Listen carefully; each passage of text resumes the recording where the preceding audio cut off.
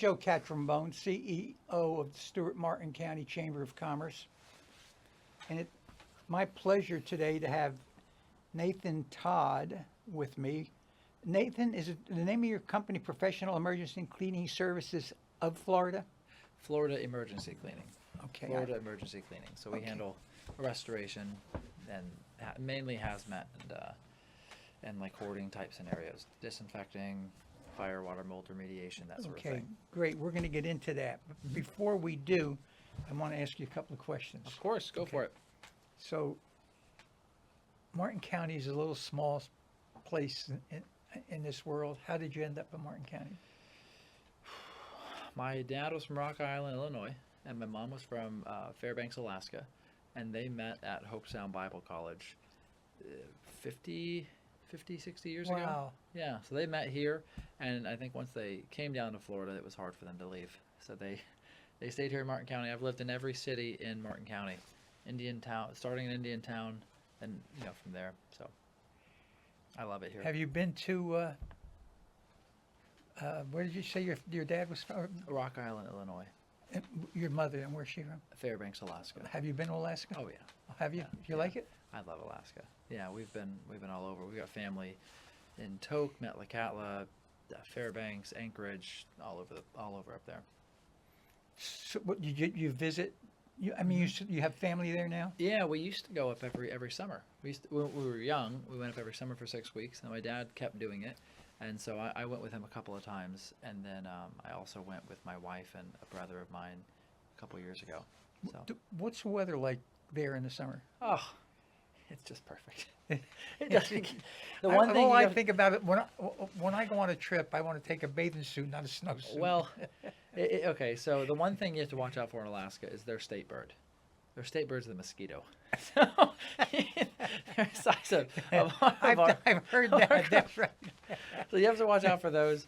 But no, it's in the, it feels like our 67, it says 30, 50. What's the warmest it ever gets? Oh, it gets the warmest. A couple of years ago, they all were turned on their AC units. It got almost, I think it got almost to 100. Really? It was wow. a really record-breaking high. Wow. It was actually a problem for them. Yeah, I would imagine. My family up there was like, we all have heaters, but we don't have AC Air units. conditioning. And so they were kind of shocked by that. But they it's perfect up there in the summer. So the problem is the summer is so short, and then it's 50 below and it's not. Oh God, So- yeah. I'm not sure I could handle that. So, I wrote down a couple of things I wanted to just ask you Go about for when it. I read your bio. Mhm. You're in an interesting field. Mm-hmm. What made you go into? I mean, what was your choice to go into this type of business? Yeah. So this industry kind of came to me. So I was already in like the cleaning world. My mom was a house cleaner. A few of my siblings and my dad had a small construction company. So a few of my siblings started their own businesses, and I worked with a couple of them. One had a janitorial company. He did exterior cleaning, and then I just started doing these. I would occasionally run into these like hoarding type scenarios, and so I started with that, and then just met some people, and they started offering me new things, and I just kind of happenstance walked into hazmat cleaning. So it was during COVID.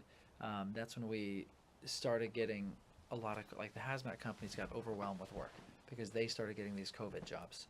And that I had just met someone 2 weeks prior in the hazmat world. So he started calling me on to help him with these disinfecting jobs.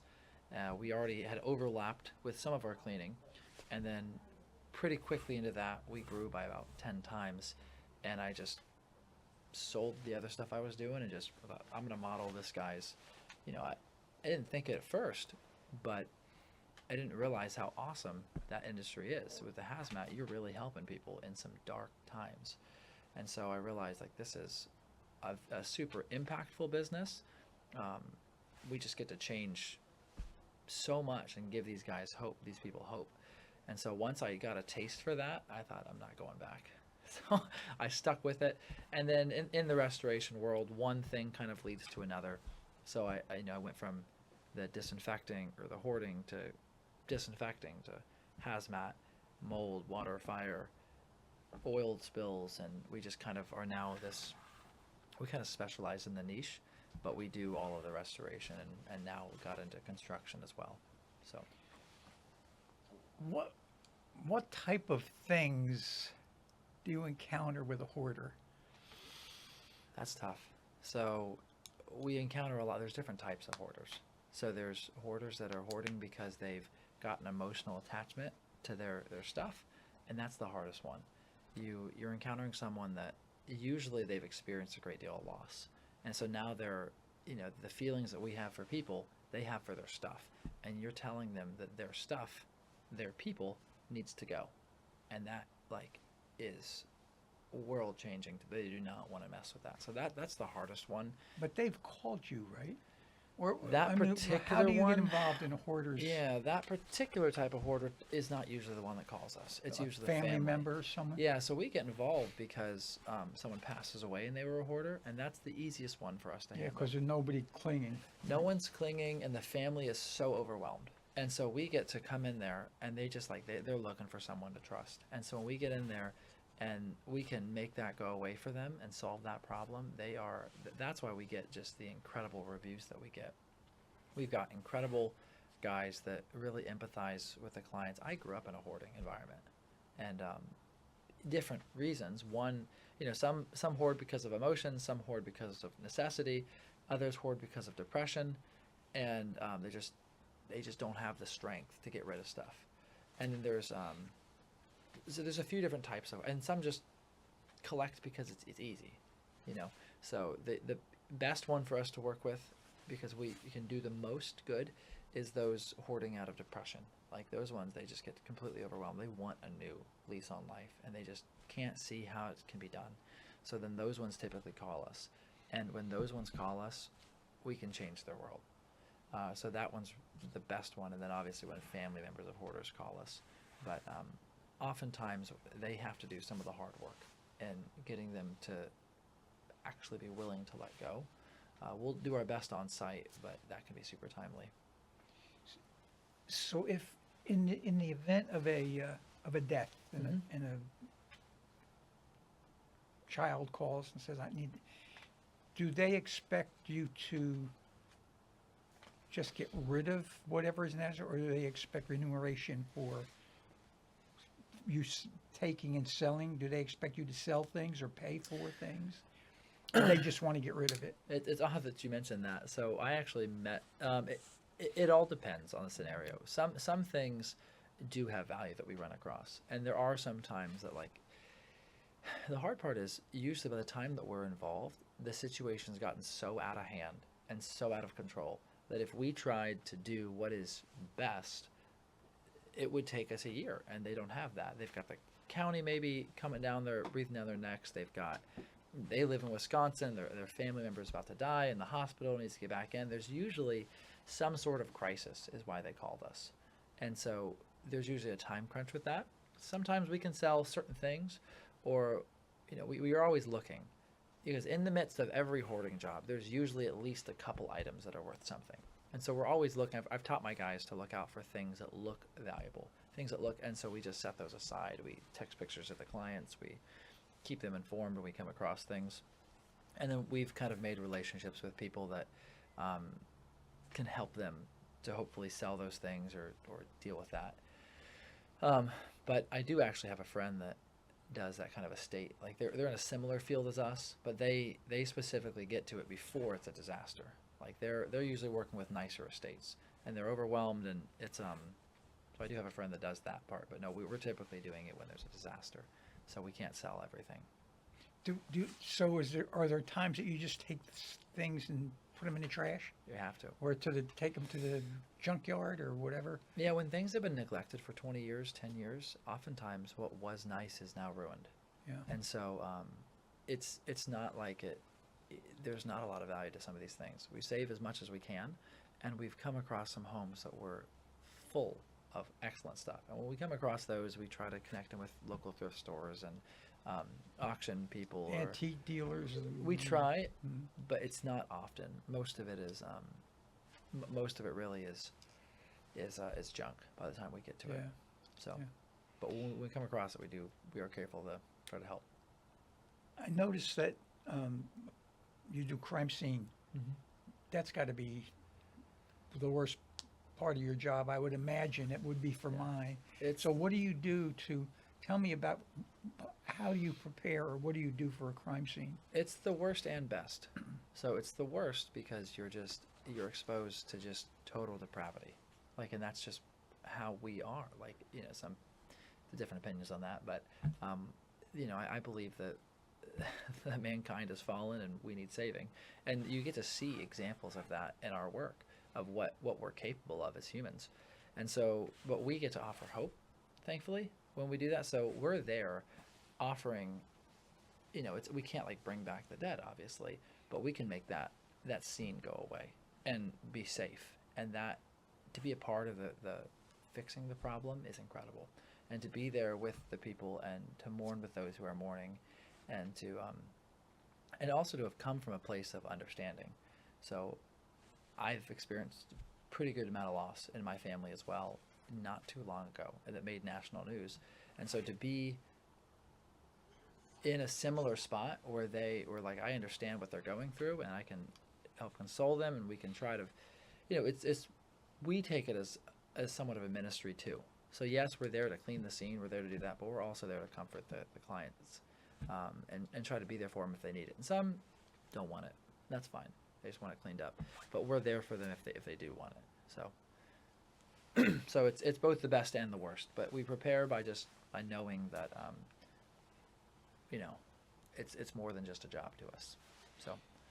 So I also noticed there's something I wrote down. What about boarding up? Oh, What is the it? board up stuff. What's that about? That is that's another like, pretty niche market that it's really more of a loss leader. So we get into some really niche markets, and some of that helps us to get a certain type of client.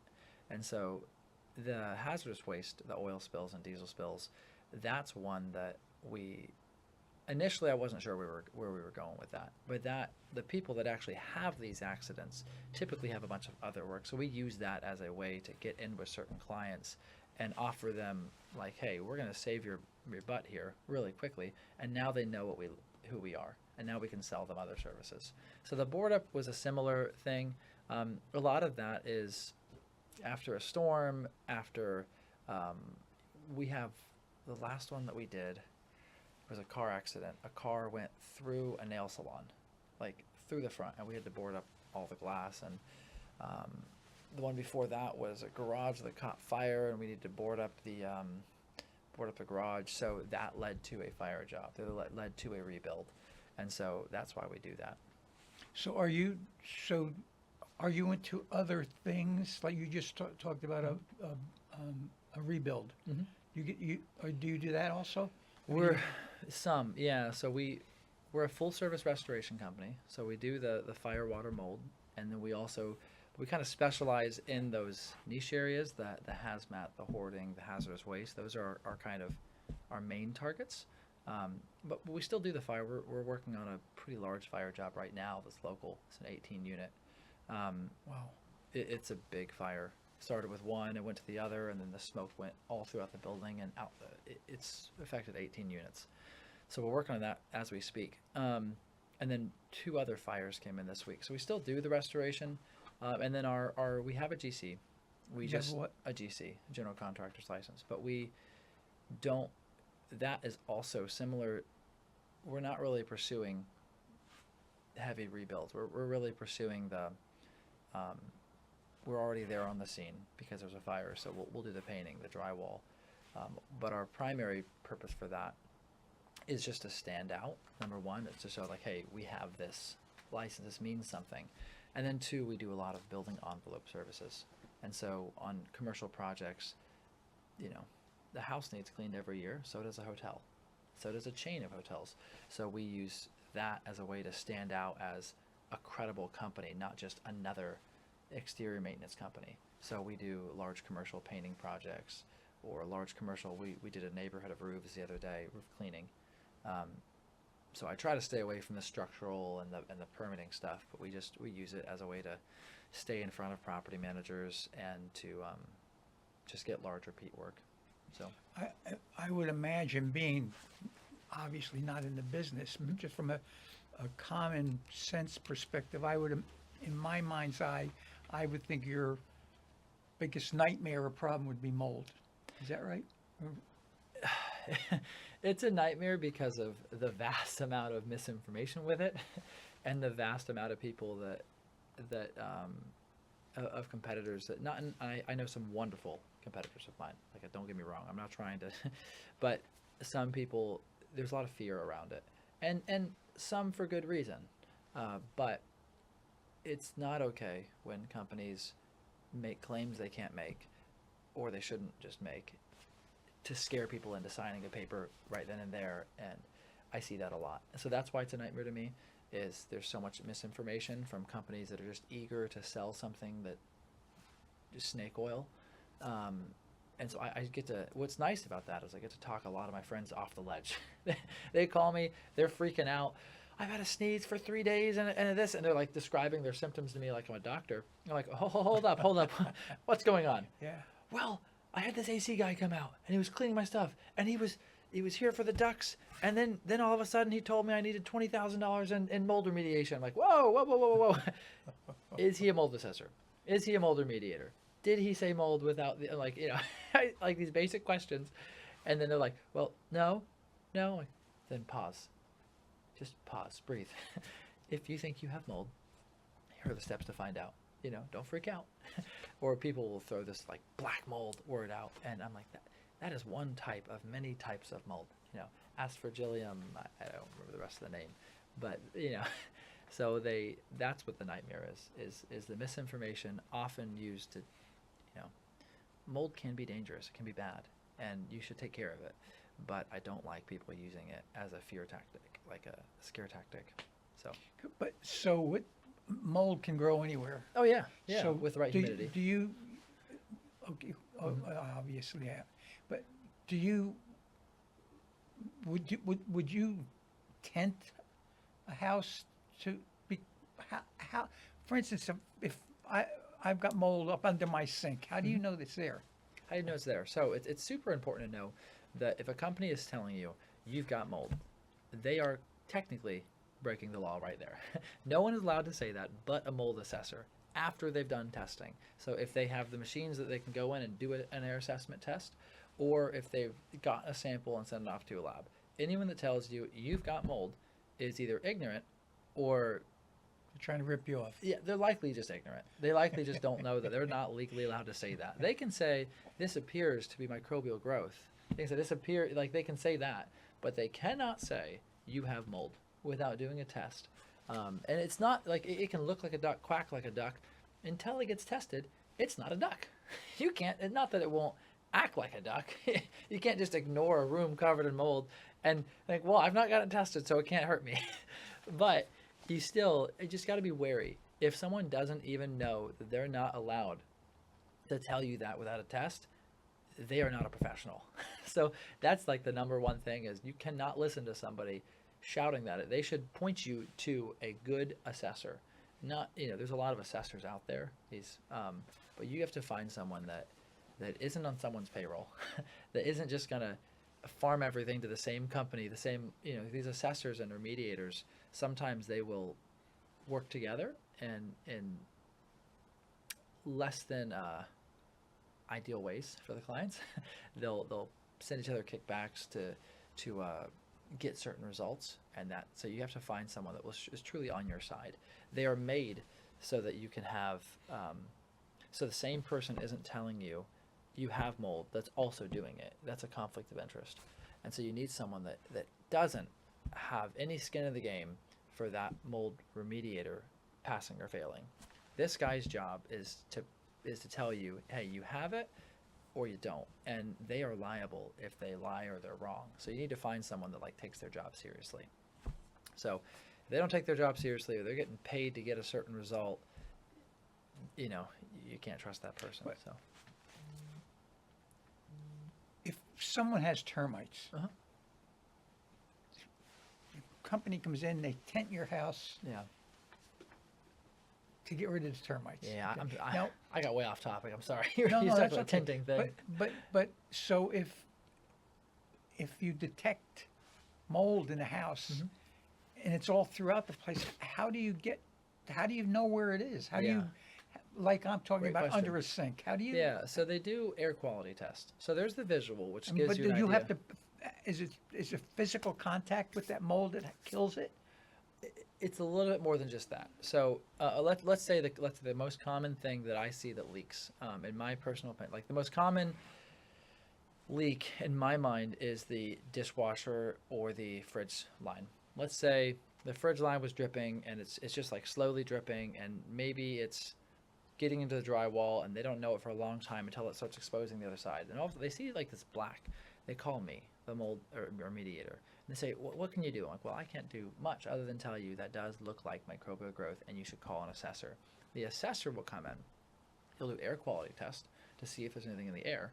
And then he'll do a swab on that spot. And then if there does appear to be mold, he also investigates. Their job is to, one, find out if it's mold, and two, investigate to find out where it came from so you can fix what's causing it before you do anything else, and then how far it spreads. You don't ever fully know how far it spreads most of the time because a lot of it's hidden behind a wall, but he gives you a good idea, and then they'll make a protocol. And then they take that protocol, they give it to me, the remediator, and then I say, okay, the first thing is to seal the area off. Because when you start messing with mold, what happens is mold is super tiny. It's down to the micron level, like super small. You can't see it. And so when you start messing with it, it kind of floats around, and just by it's so light that just walking back and forth can keep it, lifted up pretty much suspended indefinitely. And so you have to seal it up before you start the demo. So you seal up the vents and you kind of make your own little ecosystem. You put a dehumidifier in there, you put an air scrubber in there, and the air scrubber uses HEPA filtration. And then you basically vacuum seal that room.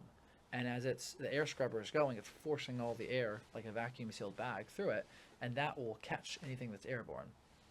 Once you've got the room sealed off and you're, well beyond where you think the mold is gone, because it sometimes travels a lot further than you'd imagine, you do your moisture mapping and your testing, you then start doing demo. Very clean demo. You've taken all the contents out. It should be just an open space. So if there was mold, let's say on one of these walls, everything comes out of the room, and then you're just left with 4 blank walls. You've sealed off the ducts. You're just in a box, and then you start doing the demo. Now, as you're doing demo, dust is flying up in the air, and so hopefully that's being drawn to the air scrubber. You have to let it cycle, all the air a number of times. You've got to fog the room. You've got to spray the heavy spots with a product like Mold Express, and then you wipe down everything in the room with antibacterial. We like to use BioEsk. You HEPA-vac every inch of the room.